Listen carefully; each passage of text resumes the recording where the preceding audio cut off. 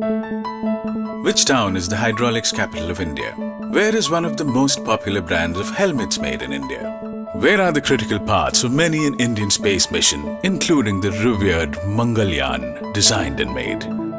Where are racing karts that win across the globe designed, manufactured and exported from?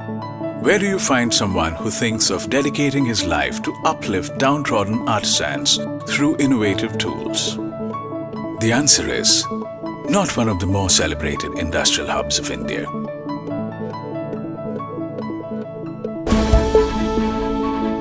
The town that has produced entrepreneurs who have succeeded in such diverse areas is Belgaum. Yes, Belgaum in Karnataka of southern India.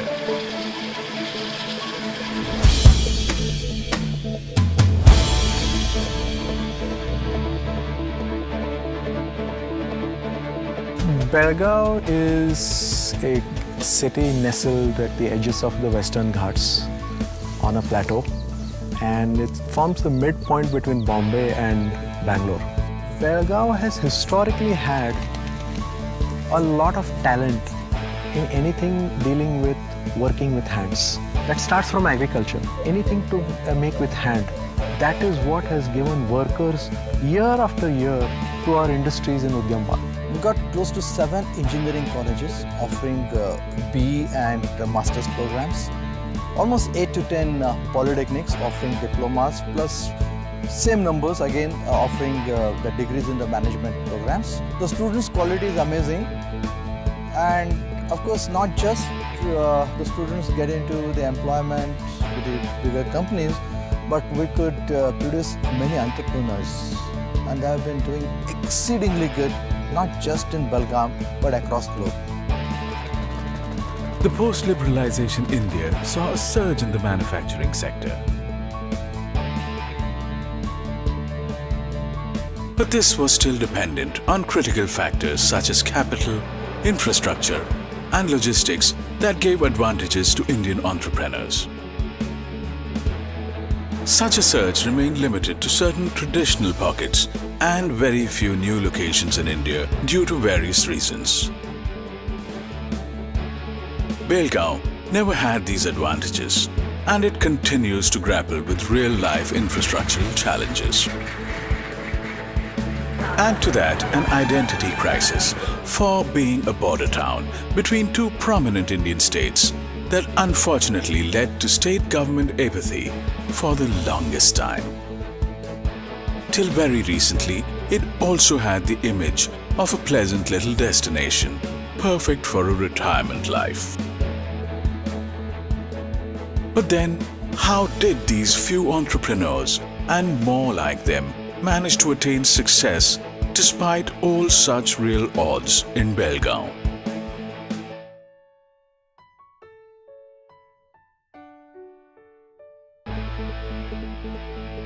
The more important traits of these entrepreneurs from Belgaum are hope and perseverance. They did not have any local legacy to emulate in any business. Everything that could come in the way of their dreams was right there staring at them at their hometown.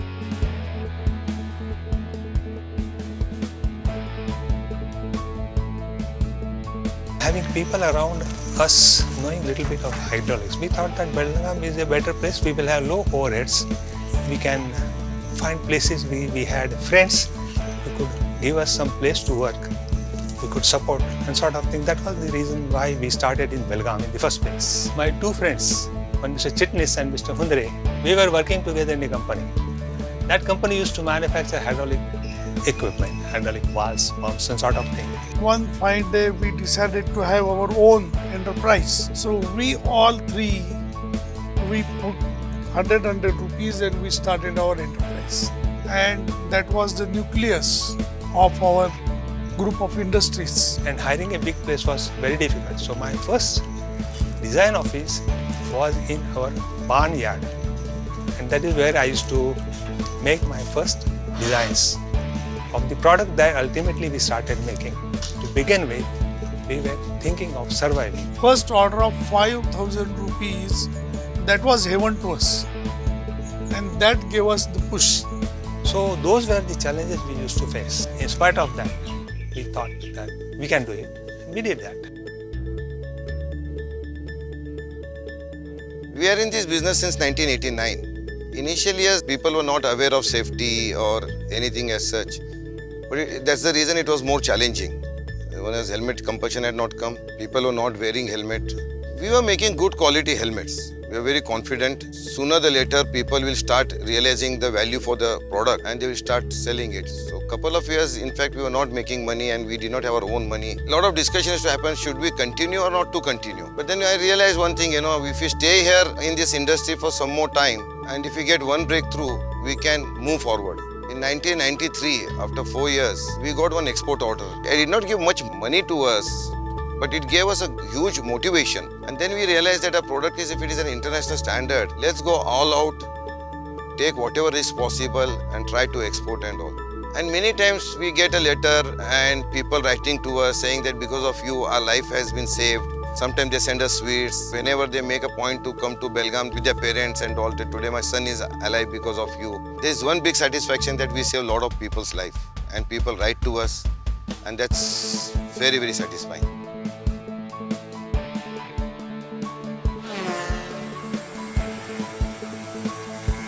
All my life almost developing and creating new products. I started working very early in life. When I was 21, I developed a bulletproof helmet for the Indian Army, which I believe they're still using. I was in fiberglass from the time I was about 21 years old. And then we got into, with Dishan, my son, we got into manufacturing go-karts. We make a large range of go-karts that suits in almost every application of karting that there is. So when I finished my engineering, my mechanical engineering in '97, there was around that time people setting up karting tracks in India, and they were importing their karts. That sort of, hit the switch right over there, and we got into making our first prototype kart. This was in the year 98 or 99. So we didn't have the means to import a kart and fudge it, and copy it. And I think that's what's really set us apart from the other people who make karts in India, because we started ground up. We built our first karts by just doing a lot of reading, a lot of homework, a lot of research, making chassis, testing them on tracks, understanding why they failed, why they didn't handle, and going back to the drawing board, reinventing the chassis, so to say.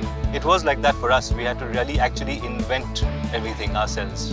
When we were beating other brands, when we had drivers who would get out of our kart and say, my God, this is such a forgiving chassis. We heard a lot of these sort of things, and this all came from the fact that we were sitting down and just doing all our geometries and all our design ground up. And that's kind of reviews that we got from all over the world when we eventually started exporting to various countries.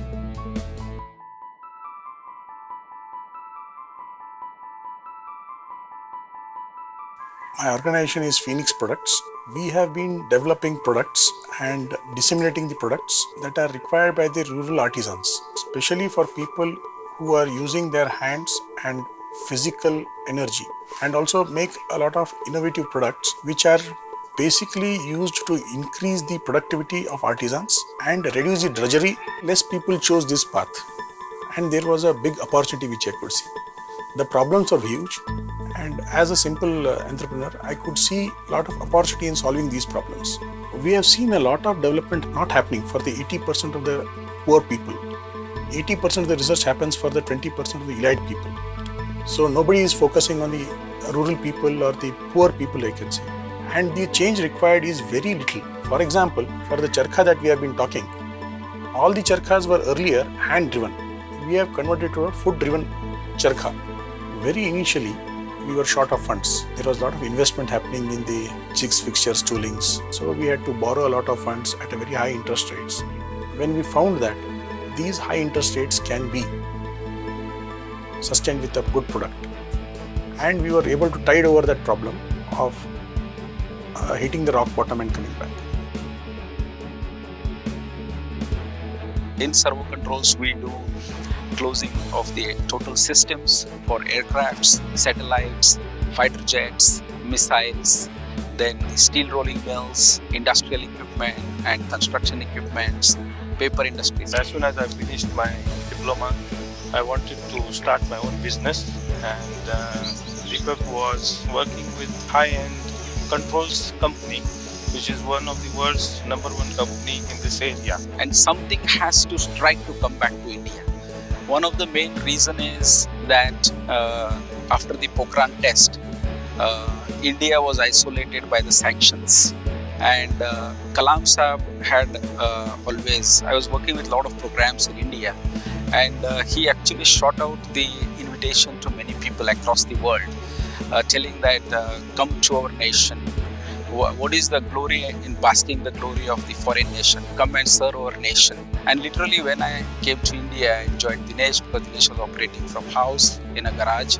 We started with 2 of us, and today we are almost 220 people and almost around 90,000 square feet facility.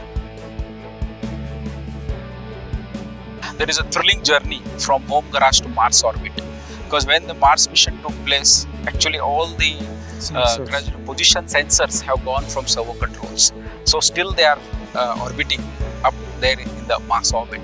We are serving the nation because we were part of each and every critical program of India. But they simply loved their hometown, and none of them had any animosity towards its shortcomings. They gave importance and due recognition to gaining education and skills. For them, the quality of their output remains uncompromised at all costs. Professionalism, innovation, and compassion in all conducts is their second nature. One can find virtues of tenacity and passion in all that they do. Their tolerance towards ambiguity has been legendary, and perhaps one of the most important reasons for their success. The entrepreneur should be very honest and sincere to his business, what he is doing. Setting very large goals are very difficult, because he has to take small steps to reach there. It is very important that he should not focus only on the large goal. All incremental things are more important than the end goal. Jack of all, but master of one, not none. We will put in all our efforts. I have always thought that success is 95% hard work and 5% luck. So I am very much confident that being here in Belgaum, we have the tools, we have the people, and we have the knowledge to achieve what we can. Believing in yourself and the idea that you are trying to pursue will overcome all the hurdles, problems and failures that in the short term you face. Focus on systems right from the word go. We did that mistake. We said let us establish them, then let the systems come in. But then with now having done that, we realize that it's not correct. Because if you have systems right from day one, life becomes much more simpler as you go, and we can always come out of the crisis much faster if we have a good set of systems. Follow your heart, stick your neck out, take the risks, because that's what makes you different. Never give up. Just stick to your business with your goals. Try to hear and take the inputs and put it together and move forward. They rise above uncertainty. They shine despite odds. Let's celebrate their madness. They came from a town unsung, and they built it their own way.